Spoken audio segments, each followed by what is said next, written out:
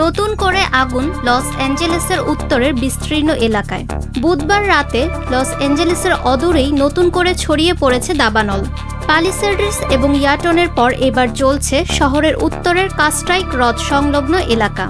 সেই আবহে ইতিমধ্যেই 30,000-এরও বেশি মানুষকে ঘর ছাড়ার নির্দেশ দিয়েছে প্রশাসন। লস অ্যাঞ্জেলেস থেকে উত্তরের প্রায় 35 মাইল দূরে সান্টা ক্ল্যারিটা শহরের কাছে কাস্ট্রাইক হ্রদ। হ্রদের আশপাশের এলাকা জুড়ে বহু মানুষের বাস।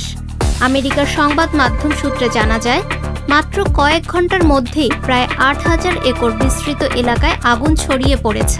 দমকা হাওয়ার কারণে আরও দ্রুত ছড়াচ্ছে আগুন। শুষ্ক এবং দমকা হাওয়ার কারণে আগুন নিয়ন্ত্রণে আনতে বেগ পেতে হচ্ছে দমকল কর্মীদের।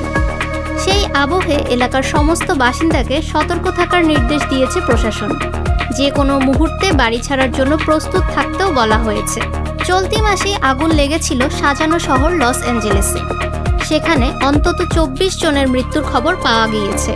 প্যালিসেডসের দিকে 8 জনের দেহ পাওয়া গিয়েছে, বাকি 16 জনের দেহ মিলেছে ইয়াটনের দিকে।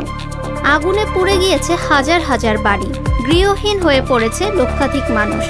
আমেরিকার ইতিহাসে এটি হয়তো সবচেয়ে বিধ্বংসী প্রাকৃতিক বিপর্যয় বলে আশঙ্কা করেছেন ক্যালিফোর্নিয়ার গভর্নর গেভিন নিউসম।